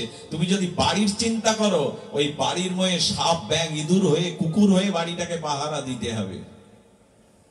পুত্র কন্যার স্নেহ মনে করে মারা গেলে শূকর হয়ে বাচ্চা আদর করতে হবে। সব থেকে শূকর তার বাচ্চাদের স্নেহ করে বেশি। এ আমার মন গড়া কল্পিত সিদ্ধান্ত নাই, ভাগবতের সিদ্ধান্ত। এই জন্য মৃত্যুর সময় যাতে ভগবানের নামটা মনে আসে। ওইখানে কি করলাম? ছোট ছেলে এসেছে, নাতি এসেছে, রসগোল্লা খাওয়াও, ফল খাওয়াও আর জল খাওয়াও। গালে জল দিতে হয়? গালে জল দিতে নেই, চরণামৃত দিতে হয়। রাধা মাধবের চরণে চরণামৃত 1 ফোঁটা দিলে কাজ হয়, জল না। ওই সময় তাকে কোনো মায়ার কথা বলবেন না, সামনে ভগবানের ছবিগুলো টানিয়ে দেবেন। গীতা পাঠ করতে বলবেন, যারা পারে বাংলায় করুক, জোরে জোরে গীতা পাঠ করুক। ওই সময় কাউকে বলতে হবে এখানে কেউ কাঁদবে না, এখানে কেউ নাতি নাতনি ছোট বৌমা এই পরিচয় দেবে না। কিন্তু আমরা করিটা কি? বাবা এই তোমার ছোট মেয়ে, এই তোমার নাতি, মরে যাওয়ার পরে বলো হরি। এই সময় হরির নাম মনে পড়েছে, যখন মরে গেছে। আচ্ছা তখন ওরে হরি শোনায় কি করবেন? তখন নামের দল ডাকো, শ্মশানে হরে হরে কৃষ্ণ, তখন ওরে কি করবেন আপনি? এই সব বুদ্ধি আমাদের। হরিকথা তো শুনি না, ভাগবত তো জানি না, গীতা তো আমরা ঠিক ঠিক গবেষণা করি না। মৃত্যুর সময় সামনে ঠাকুরের ছবি টানাই দিতে হয় চারিদিকে, গীতা জোরে জোরে পাঠ করতে হয়, আর মায়া কান্না না কেঁদে বলতে হয় অনেকে ছুঁয়ে ছুঁয়ে হরি নাম করো, জোরে জোরে হরে কৃষ্ণ ছুঁয়ে ছুঁয়ে নাম করো। বিদ্যুতে ধরলে, যারে বিদ্যুতে ধরেছে তারে যে ধরে তারাও বিদ্যুতে স্পষ্ট করে। নাম করো, মায়ার কথা এনো না, নাতি নাতনিকে তাকে চিনিয়ে দিও না, এখন ওইগুলো মনে করিয়ে দিও না। কিন্তু অদ্ভুত হলো, সব মায়ার কথা বললাম, মরার পরে বলো হরি, তখন আর ওর কে বলবে বলো হরি? কি বুদ্ধি আমাদের! ওই সময় মরার আগে একটু হরি বলো, কিন্তু তখন হরি নাই। রামায়ণ দেবে শ্রাদ্ধের দিন, ভালো কথা, তো সারা জীবন তাকে কিছু দিলে না হরি নাম। এখন এইসব কথা দোষের কথা বলবার জন্য তো এখানে আসে না, ভালোও লাগে না, কিন্তু আমাদের বর্তমান পরিস্থিতিটা একটু তুলে ধরলাম। এখন আমরা আর বেশি দূরে না গিয়ে আপনাদের বলবো, মায়া যদি কাটাতে হয় তাহলে সাধুগুরু কৃপা প্রয়োজন। এইখানে আপনার শক্তিতে আপনি মায়া পেছনে ফেলতে, ছায়াটা জোর করে আপনি কেটে দিতে পারবেন? আমাকে উত্তর দেবেন আপনারা। ছায়াটা অস্ত্র দিয়ে কেটে মেরে শাসন করে ঘুষ দিয়ে ছায়া আপনি কাটাতে পারবেন, আপনার যে ছায়া পড়েছে? তবে আমি একটা মন্ত্র বলে যাই আপনাদের, ছায়া আপনাকে জ্বালাতন করবে না, ছায়া আপনার পার সাথে মিশে যাবে। কখন জানেন? যখন সূর্যটা মাথার কাছে থাকবে। সূর্যটা যদি পূর্ব দিকে থাকে, পশ্চিম দিকে থাকে, ছায়াটা আরো দীর্ঘ হবে। কিন্তু একটা সময় পায়ের সাথে ছায়া মিলিয়ে যায়। যখন মধ্য গগনে সূর্যটা মাথার কাছে থাকে, তখন ছায়া কি হয়? মিলিয়ে যায়। এ কথার সংকেত কি দিচ্ছে? মাথায় যদি কৃষ্ণ রাখতে পারো, কৃষ্ণ ভাবনাটা, হরি নাম ভাবনাটা যদি মাথায় রাখতে পারো, মায়া তোমাকে জ্বালাবে না, তোমার চরণে মিশে যাবে। গোবিন্দ এই জন্য বললেন, মামেই বোঝে প্রপাদ্যন্তে মায়া মেতাং। এ খুব প্রসিদ্ধ শ্লোক গীতার। আচ্ছা, যিনি জাল ফেলছেন মাছ ধরার জন্য, কিছু মাছ কি করে? ওই জালের সংকেত পেয়ে তাড়াতাড়ি সামনের দিয়ে পালাতে যায়। পালাতে পারে কি? তার মধ্যেই তো জাল পড়ে আটকে দেয়। তো যিনি জাল ফেলেছেন সেই দিবার বলছে, তুই বাঁচতে পারতিস সামনের দিকে না বেরিয়ে যদি আমার দিকে আসতিস। বলে কিরকম? বলে আমার পায়ের কাছে যদি চলে আসতিস, ওই দিকে সামনের দিকে না গিয়ে, তাহলে যিনি জাল নিক্ষেপ করেন তার পায়ের কাছে জালটা পড়ে, একটু দূরে গিয়ে পড়ে। আমরা কি করছি? মায়ার হাত থেকে বাঁচবার জন্য আরো যাতে আটকে যায় কৃষ্ণ বিমুখ হয়ে। যিনি জাল ফেললেন তো কৃষ্ণ, মায়া কার শক্তি? কৃষ্ণের। আমরা তার বিমুখ হয়ে ছুটছি বাইরের দিকে, আরো জালে আটকে যাচ্ছি। উচিত হবে গোবিন্দের চরণের দিকে আসা। মামির যে প্রপাদ্যন্তে মায়া মেহিতাং, আমার চরণে এসো, মায়া থাকবে না। মাথায় আমার চিন্তা, আমার নাম ভাবনা করো, মায়া আর থাকবে না। তাহলে এখন উপায় কিন্তু আমরা জানলাম। উপায় জানলাম কি? দীক্ষার মাধ্যমে কারাগার থেকে মুক্তির জামানত পাবো গুরুদেবের কাছ থেকে। আর সাধুগুরু বৈষ্ণব হরিকথা হরিনাম দিয়ে মায়াকে, কৃষ্ণ মাথায় থাকলে মায়া পায়ের সাথে ছায়া লুকিয়ে যাবে, আর দীর্ঘ হবে না। এখন কৃষ্ণ চিন্তা, কৃষ্ণ ভাবনা, হরিনাম মাথায় রাখতে হবে, তাহলে আর মায়া জ্বালাবে না। এই তো সব কথাই বলা হলো। এখন বলবো যে এই ভগবানের ভজনে আমাদের আসবার চেষ্টা করতে হবে, তবে হবে না, হবে না। আজকে সব থেকে সমস্যা কি জানেন? আমাদের স্বভাব কখনো শোধন। আমি আপনাদের খুব মূল্যবান একটা কথা বলি, আগেও বলেছি কিন্তু স্মরণ করিয়ে দিই। দোষ দুই প্রকারের। আমাদের জীবনে দোষ প্রবেশ করে কয় প্রকার? একটা হলো সঙ্গ দোষ, আর একটা হলো স্বভাব দোষ। কি কি বললাম? কুসঙ্গে, কু জায়গায় যেতে যেতে, কুসঙ্গে মিশতে মিশতে আমার ভিতরে কিছু রোগ ঢুকে যায়। যেমন যার ভাইরাস রোগ হয়, সোয়াসে রোগ, তার পাশে গেলে কি হয়? রোগটা হাসি কাশির মাধ্যমে আমার ভিতরেও আসে। তো কুসঙ্গ করলে, কৃষ্ণ বিমুখ বা অতিরিক্ত নারীর প্রতি আসক্তি, নেশার প্রতি আসক্তি, কুসঙ্গের প্রতি, কুদৃশ্যের প্রতি আসক্তি, এইগুলো করলে একটা কুদোষ আমার ভিতরে ঢুকে যায়। ওই দোষটা দূর হয়। ওই দোষটা দূর হয় কি করে? সাধু সঙ্গ করলে। কুদোষটা, সঙ্গ দোষটা দূর হয় কি করলে? সাধু সঙ্গ করলে। যেমন আমাদের গায়ে ময়লা লাগলে সাবান দিয়ে, সোডা দিয়ে পরিষ্কার। মনের ময়লা যাবে তো সাবানে? ওইটার জন্য আলাদা কিছু দরকার কিনা? মনের ময়লা। যেমন হচ্ছে ক্যামেরা দুই প্রকার। প্রথম ক্যামেরা, একজনের মেয়ের বিয়ে হয়েছে, বাবা মা কাঁদছে, মেয়েকে বিদায় দিচ্ছে, এখন ওখানে তো ফটোগ্রাফার থাকে, ক্যামেরাম্যান থাকে। ক্যামেরাম্যানদের অভ্যাস কি জানেন? এদিকে একটু তাকান, একটু হাসি হাসি মুখ করুন। আচ্ছা, মেয়ে বিদায় দিচ্ছে, বাপ মা কাঁদছে, ক্যামেরাম্যানকে বলছে একটু তাকান, একটু হাসি হাসি মুখ করুন। বলে বেটা, মেয়ে বিদায় দিচ্ছে, এখন চোখের জালে তোর দিকে হাসি করবে, একটু তাকান তো। এরকম কাঁদতে কাঁদতে কি ছবি ভালো হয়? তো ক্যামেরাম্যান ওই দুঃখ ভেতরে, কিন্তু বাইরের ছবি তুললো হাসি মাখা। আর একটা ক্যামেরা আছে যেটা বাইরের কিছু জামা কাপড়, মুখের হাসি মাসি, দুঃখ উঠবে না, কিন্তু ভেতরে যা আছে তা উঠে যাবে। এটা এক্সরে মেশিন। এক্সরে মেশিনে ছবি তুললে কি হয়? ভেতরে কোথায় কি রোগ আছে, হাড় ক্ষয় আছে, হাড় যেখান থেকে ছাড়িয়ে গেছে সবকিছু তুলবে, কিন্তু বাইরের কিছু, কি জামা গায়ে দিছিল, কিরকম হাসছিল না কাঁদছিল, উঠবে না। তো ক্যামেরা যেমন দুটো, এক্সরে ক্যামেরা আর একটা হলো বাইরের ক্যামেরা। তো আমাদের সঙ্গ দোষও দুটো। এক, কুসঙ্গ করলে, কুদৃষ্ট দেখলে যে দোষ আসে, ওটা সঙ্গের দ্বারা দূর হয়। কিন্তু জন্মগত দোষ, স্বভাব দোষ, ওইটা দূর। আচ্ছা, কুকুরের ল্যাজ সোজা পাইপ দিয়ে সমাজ রেখে দিলেন, সোজা করার জন্য সমাজ পাইপের মধ্যে পুরে রেখে দিলেন, সমাজ পর ছেড়ে দিলে কি হবে? ঘি দিয়ে টানেন, সোজা পাইপ দিয়ে সমাজ সোজা করে রাখেন, ছেড়ে দিলে। এইখানে হরিকথা শুনলাম, বেশ একটু ভালো লাগলো, বিল্বমঙ্গল বলছে বেশ যুক্তি দিয়ে, কথাগুলো ছোট ছোট করে বলছে, ভালো লাগলো। ভালো লাগলেই, ভালো লেগেছে, উঠে গিয়ে আবার বাড়ি গিয়ে কিরম হবে জানেন? স্বভাব দোষ কিরম জানেন? এখানে খুব কাঁদলেন, হরিকথা শুনলেন, যে বেচারা গৃহিণী, মানে বাড়ির মানুষটা আসতে পারেনি, ও সারাদিন পরিশ্রম, রান্না বান্না, ঘরের কাজ কি কম, ঘুমিয়ে পড়েছে। আপনার ডাকতে একটু ৩-৪ বার ডেকেছেন, একটু বেশি ডেকেছেন, ঘরের দরজায় লাথি দিয়ে এমন খিস্তি খেউড় গেলেন। হ্যাঁ, আপনি কোথা থেকে গেলেন? এখন বাড়ি ভাগবত শুনে গেলেন। স্বভাব দোষ হলো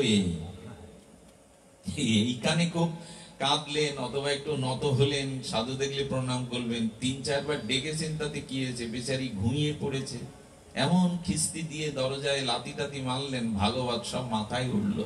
তো স্বভাব দোষ মানুষের, এটা হয় কিনা, মিথ্যা বললাম নাকি? হয়, এটা হয়। তো হয়েছে কি, স্বভাব দোষ কি বলছি, বারবার কয়েকবার বলে ফেলেছি কথাটা। স্বভাব কাকে বলে? আপনি পূর্ব যেমন কর্ম করেছেন, আর পিতামাতা যখন আপনার জন্ম দিচ্ছিল, ওই সময় মার মনে স্বামীর প্রতি যেরকম শ্রদ্ধা ভাবনা সেরকম ছিল, আর স্বামী স্ত্রীকে যেরূপ ভাবে গ্রহণ করেছিল, ওইরকম একটা স্বভাবের আত্মা গর্ভে ঢুকে যায়। জন্মের সময় পিতামাতার মনোভাব, পূর্ব জন্মে যেমন যেমন কর্ম করেছেন, আর যে পরিবেশে, যে পরিবারে জন্মেছেন, তাদের আচার আচরণ, তাদের শিক্ষা, এই 3টে মিলে তৈরি হয় স্বভাব। কি বললাম?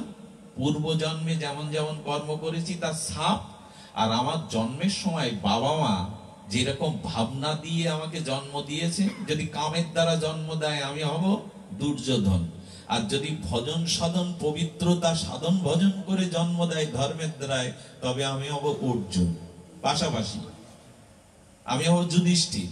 তো জন্মের সময় যেরূপ ভাবনা ছিল, পূর্ব জন্মের যেরূপ কর্মফল ছিল, আর ছোটবেলা থেকে যে পরিবেশে দেখে বড় হয়েছি, এই 3টে মিলে হয় স্বভাব। বোঝা গেল? এই স্বভাব দোষ কিন্তু আপনার সহজে কেন, কয়েক জন্মব্যাপীও যাবে না। কুকুরের লাশ সোজা ও পাইপ দিয়ে সমাজ রাখলেও হবে না। তাহলে এখন উপায় কি? এই দেখুন, এর একটা ভালো দৃষ্টান্ত রামায়ণে দিছে। আচ্ছা, রাবণ ত্রিলোক বিজয়ী এত ক্ষমতাধর হলো কার উপাসনা করে? রাবণ কার উপাসনা করত? মায়েরা বলুন, শিব ঠাকুরের। তো ত্রিলোক বিজয়ী হলেন মহাদেবের উপাসনা করে। আর মহাদেব কার উপাসনা করে?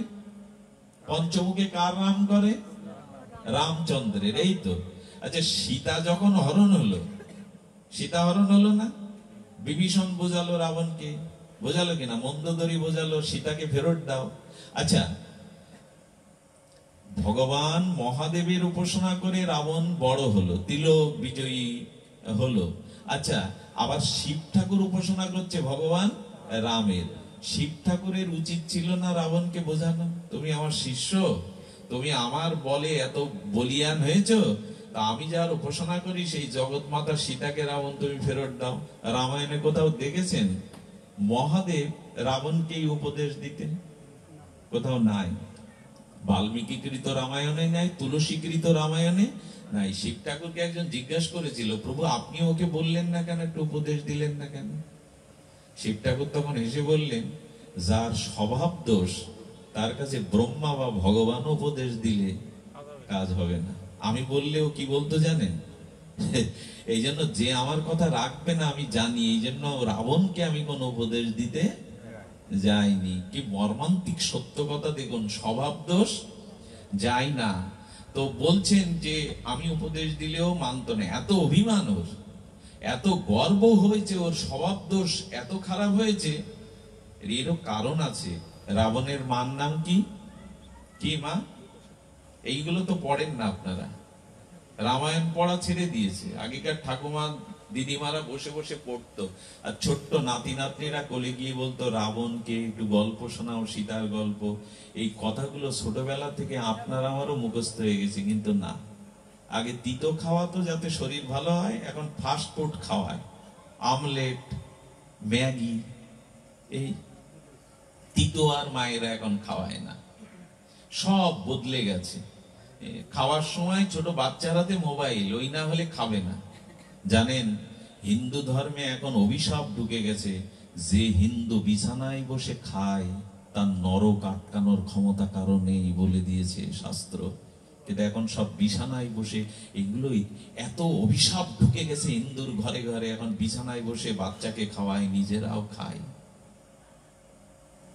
একটা অদ্ভুত সংস্কৃতি। তা ভজন না করে করে, সাধুসঙ্গ না করে করে সব গেল।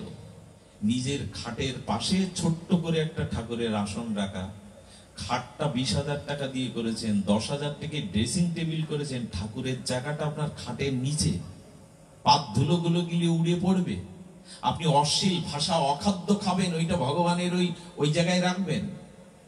ঘর দুটো না থাকে, একটা থাকুক, কিন্তু যেখানে ভগবানের আসনটা রাখবেন, ড্রেসিং টেবিল, শোয়ার খাট, একটা টিভির মতো একটু উন্নত করে রাখতে হবে। আর যেখানে রাখবেন ওখানে একটা পর্দা দিতে হবে। ছেলের বন্ধু বান্ধব জুতো পায়ে দিয়ে উঠছে ঘরে, যে ঘরে ঠাকুর আছে, এগুলো অভিশাপ ছাড়া কি? ওইখানে রেখে অভিশাপ জোগাড় করছেন কেন? অপরাধ করছেন কেন? না রাখা বরঞ্চ ভালো, মর্যাদা দিন তাকে। কে কাকে বোঝাবে, কে কাকে বলবে? স্বভাব এমন জায়গায় এসে গেছে, এখন এরকম বলেও কোনো কাজ হবে না। রাবণকে বলেনি। শিব ঠাকুর বললেন, আমি যদি ওকে উপদেশ দিতে যেতাম, রাবণ বলতো, প্রভু আপনার মাথা 5টা আর আমার মাথা। রাবণের মাথা কটা? অহংকারী রাবণ উল্টে জ্ঞান দিত, আপনার মাথা 5টা আমার 10টা, আমারই উপদেশ দিতে আসেন না। এখন তো কিছু বললে মানুষ ওই বলে না, আরে রাখো রাখো তোমার জ্ঞান। অনেকেই বলে রাখো রাখো লেকচার, রাখো রাখো ওগুলো, আমি বুঝি কম, আমি জানি কম, আমার বিদ্যা জ্ঞান নেই যে তুমি আমারে বোঝাবা। শ্রদ্ধা নেই, সাধুতে শ্রদ্ধা নেই, হরিকথাতে আমি বুঝি। অহংকারী রাবণও তাই। এই জন্য স্বভাব দোষ দূর হবে না, তবে স্বভাব দোষ দূর হবে দুটো জিনিস, এটা বলেই পাঠ বিশ্রাম করি। খুব মার্মিক কথা হলো, স্বভাব আপনার দূরীভূত হবে, তবে আপনি নিজ চেষ্টায় স্বভাব দূর করতে, এখানে ভগবত শক্তির অপেক্ষা আছে। এখানে ভগবান যদি কাউকে কৃপা করে, সাধু গুরু যদি কাউকে করুণা করে, তাহলে কি হয় জানেন? আমার গলার ক্যান্সারটা গুরুদেব নিতে পারে, এটা রামকৃষ্ণদেব প্রমাণ।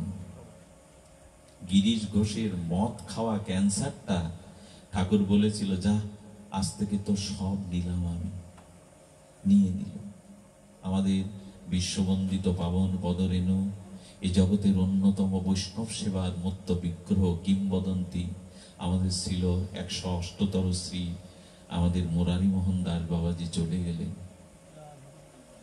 আমাদের বৃন্দাবনে এই মহাত্মা, বিশ্বজয়ী মহাত্মা চলে গেলেন। তার কীর্তি, এনারও কিডনির সমস্যা হলো।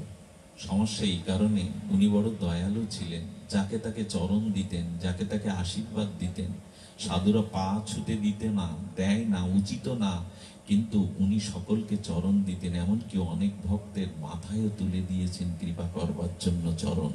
সেই সব ভক্তদের জরা ব্যাধিগুলো ওনাকে নিতে হলো।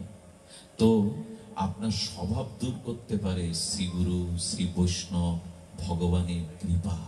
ওই কৃপা যদি হয়, ভগবান পারে না এমন কিছু আছে? আছে মা? সর্বশক্তিমান কৃপালু ভগবান পারে না এমন কিছু নাই।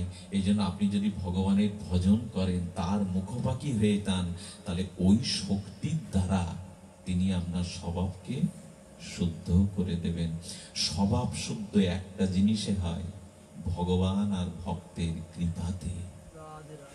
শুনবেন ঘটনা, কি মর্মস্পর্শী ঘটনা। স্বভাব শুদ্ধ হবে সাধু কৃপায়, বৈষ্ণব কৃপায়। আর কোনো কিছুতে আপনার স্বভাব, এত জ্ঞান, এত বিদ্যা কাজে লাগছে আমাদের? লাগছে না, শুধু কৃপার অভাব।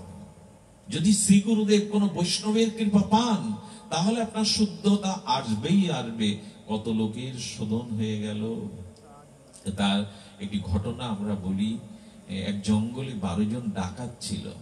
তারা প্রতিদিনই লুণ্ঠন লুটতরাজ করে পাহাড় সমান সম্পদ তৈরি করেছিল। তাদের নাম শুনলে বাচ্চারা ঘুমে কাঁপতো, মায়েরা ওদের নাম নিত ওই ডাকাত। তো জমিদার বাড়ির মেয়ের বিয়ে কাল, গয়না হয়েছে, ব্যাংকে থেকে নগদ টাকাও তোলা হয়েছে। সেই সুযোগ গ্রহণের জন্য দাদার জন ডাকাত 12 জন সংকল্প নিল। কিন্তু ডাকাতি যারা করে, তাদের এক একজনের একটা ডিউটি থাকে। কে তালা ভাঙবে, কে সেন্টিতে থাকবে, থাকে কিনা পরিকল্পনা থাকে, কে কোথায় দাঁড়াবে। তো যাদের মধ্যে যিনি গার্ড, মানে সেন্টিতে থাকবেন, তার অসুখ হলো, সে আসতে পারেনি। সর্দার বললেন, একজন অফ থাকলে ধরা পড়ার সম্ভাবনা আছে, ওটা জমিদার বাড়ি, আজ থাক। বললেন, এত টাকা, এত গহনা, এইটি সম্পদ লুটলে 10 বছরের সম্পদ একদিনে পাবো, এইটা আজ বন্ধ করা যাবে না। সর্দার বললেন, তাহলে একজনের অভাবে ধরা পড়বি? বললেন, না, একজনকে আমি জোগাড় করে দিচ্ছি। সর্দার, আপনি যদি অনুমতি দেন, আমি জঙ্গল দিয়ে প্রতিদিন যাই আর আসি, দেখি জঙ্গলের মধ্যে কুঠির বেঁধে একজনের ভগবানের নাম করে, মালা তিলক পরা, ওকে আজ ডেকে আনি। ওকে তো সেন্টিতে রাখবো, শুধু দেখবে, পাহারা দেবে। এই বন্দুক ঠেকিয়ে বলছে, নাম বন্ধ কর, চল। সর্দার বলছে, ডাকাতি করতে যেতে হবে। তিলক টিলক মুছে ফেলো। বলেন, এটা আপনাদের বাধা হবে না? আমি রাজি আছি। ডাকাতি হলো।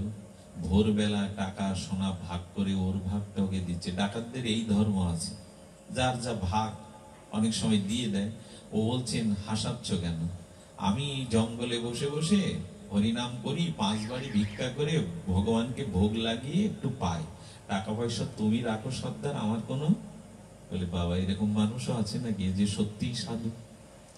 তখন পাশ থেকে একজন বলছে, সর্দার, লক্ষ্য করেছেন, ও আর সাথে থাকায় আমাদের কোনো ভয় ডর ছিল না, নির্বিঘ্নেই ডাকাতি হয়ে গেছে, কোনো সমস্যা হয়নি। আমার মনে হয় সর্দার, ওকে আমাদের দলে রাখলে কি হয়। সাধু তখন কেবল কয়েক পা সামনে গিয়েছে। এই শোন, সর্দার ডেকে বন্দুক ধরে বলছেন, সদস্য হতে হবে ডাকাতের, তোর হরিনামটা বন্ধ কর। তখন বলছে, আমি রাজি আছি, কিন্তু আমারও একটা শর্ত আছে। কি শর্ত?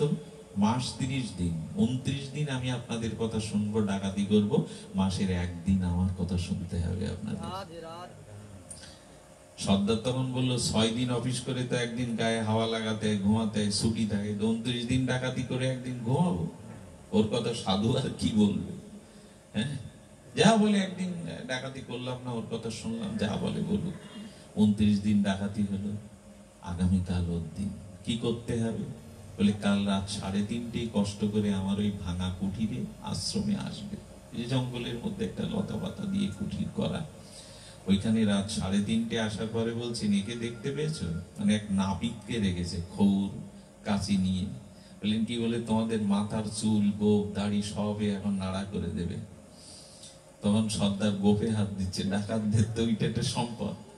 তো বলছে যে, এইটা ফেলবো কি করে, ডাকাতি করি।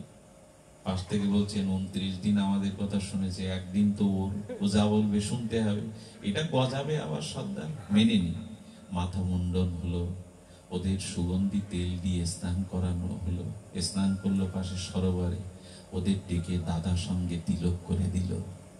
সাধু রাধাকুণ্ডে রজ দিয়ে দাদা সঙ্গে তিলক করে দিল, ওদের বুকে রাধা নাম লিখে দিল, রায়কা রাধা নিয়ে প্রসাদী মালা 11টা করে রেখেছিল, বললো 4 মালা একটু হরে কৃষ্ণ জপ করো আসনে বসে।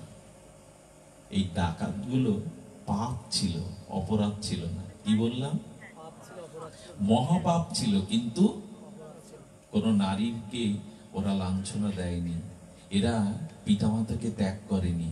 আমি আপনাদের একটা কথা বলে যাই, আজকের অনুষ্ঠানের সার কথা, আমি পাপ যদি হয়ে থাকে অতীতে জীবনে, হয়ে যাক, পাপটা তেমন কিছু স্খলন, এক কৃষ্ণ নাম করলে অনন্ত জন্মের পাপ চলে যাবে।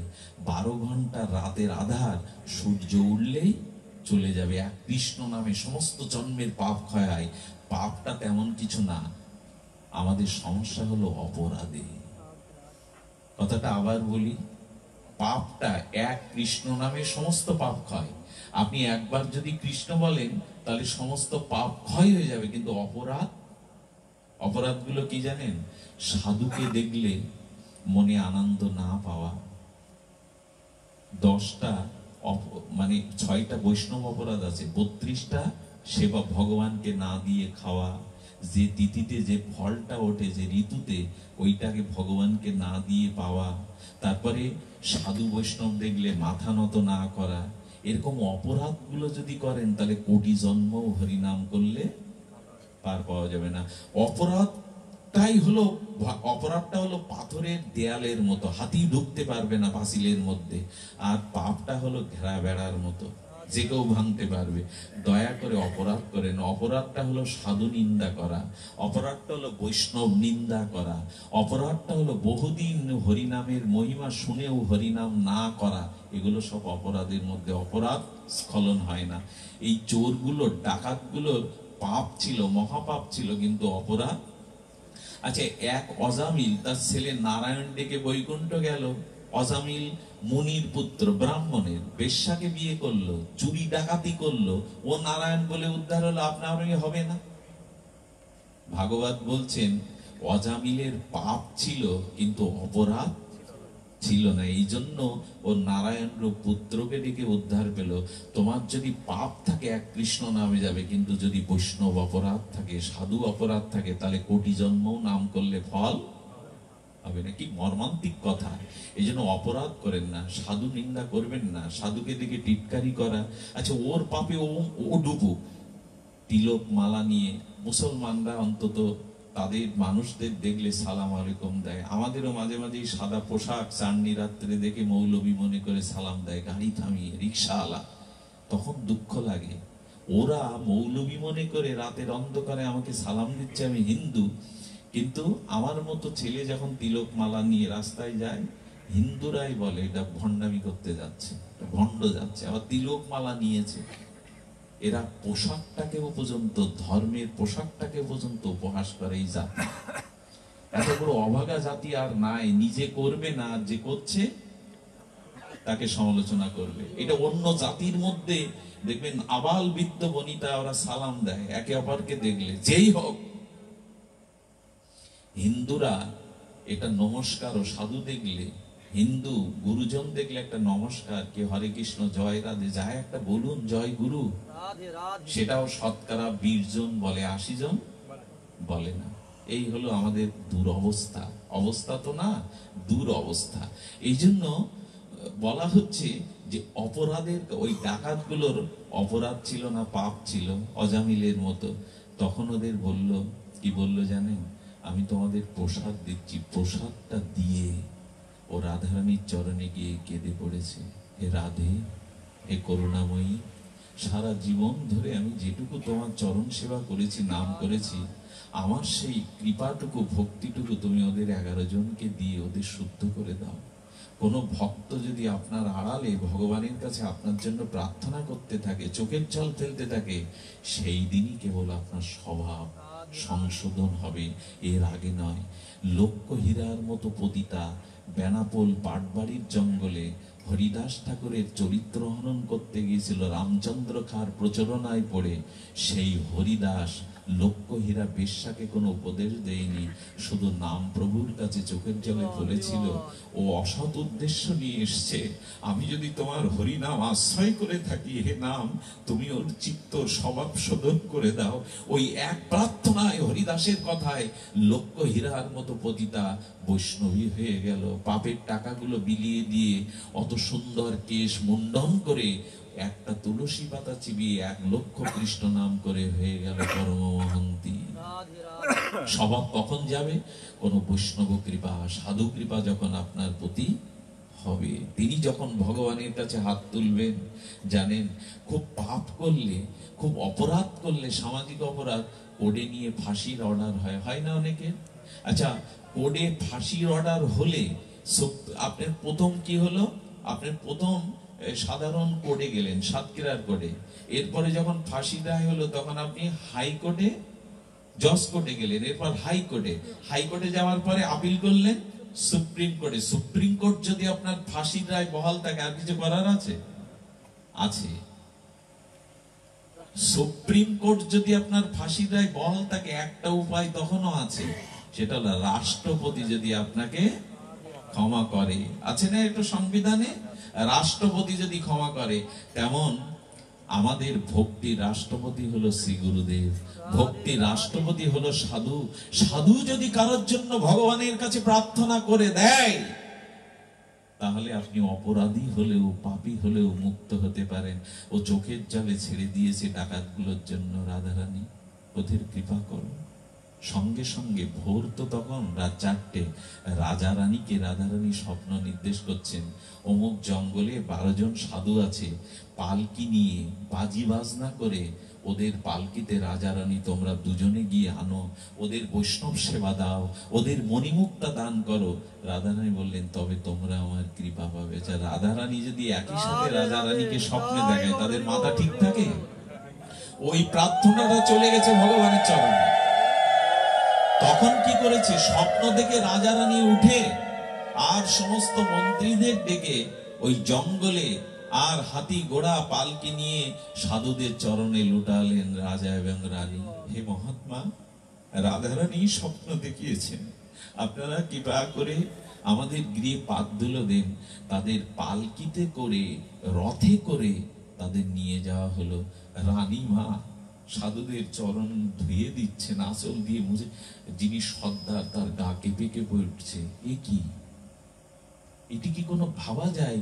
এই দেশের রাজা, তারা পালকিতে করে হেঁটে আমাদের নিয়ে আসছে, রানী আমাদের পা ধুয়ে দিচ্ছে। ভোগারতি হলো, কৃষ্ণ কথা বললেন সাধু। এই রাজভোগ আদি সেবা করার পরে রাজা তখন সিন্দুক খুলে দিয়ে হীরা, মণি, পান্না, মানিকগুলো এক একজন সাধুকে দিয়ে দিলেন, যা 3 পুরুষে খেলে ফোরাবে না। দিয়ে প্রণাম করে পালকিতে করে আবার তাকে বিদায় দিলেন। এক জায়গায় বসার পরে রাজা রানী চলে যাওয়ার পরে সর্দার সাধুর দিকে তাকিয়েছে, চোখে পলক পড়ছে না। কি গো সর্দার, ফিরে যাবে না? এই সম্পদ নাও, কয়েক জন্ম তোমার কিছু ডাকাতি করা লাগবে না। সর্দার তখন সেই মণি মানিকের তার থলেটা সাগরেদদের দিয়ে বলছেন, এটা তোরা নিয়ে যা, আমি যা সম্পদ আমরা ডাকাতি করে রেখেছি ভাগ করে নিয়ে যা। সর্দার আপনি? বলেন, আমি একে ছেড়ে আর কোথাও যাব না। সারাটা জীবন ডাকাতি করে কি পেলাম? একটা দিন ওর কাছে এসে মনে হচ্ছে আজকে জীবন শুধু ধন্য হলো না, আজকে জীবনকে আমি উপলব্ধি করলাম। তোরা চলে যা। সর্দারকে বলছেন, সারা জীবন আপনার আনুগত্য মেনেছি, আপনি যদি না যান আমরাও ওকে ছেড়ে কোথাও যাব না। আজ থেকে এই যাত্রা চলে যাক, ও যেটা বলবে। এই 7-8 জন তখনই হয়ে গেল ভগবানের প্রিয় ভক্ত। যতদিন কোনো মহতের কৃপা আপনার উপরে না হবে, ততদিন আপনার স্বভাব পরিবর্তন কোনো উপদেশে হবে না, যাগযজ্ঞ পূজা পার্বণেও হবে না। মহতের কৃপা চাই। কোন মহতের কৃপা বিনা আজ পর্যন্ত সৃষ্টির থেকে শুরু করে পৃথিবীতে আজ পর্যন্ত কেউ প্রেম ভক্তি পায়নি মহতের কৃপা ছাড়া।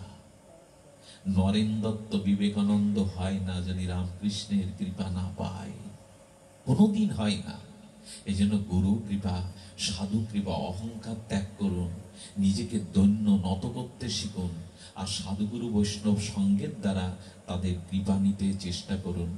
আজ এইটুকুই বলে প্রেমানন্দকে ডাকছি, ও আপনাদের মাঝে দুটি কথা সংক্ষিপ্ত পরিসরে বলে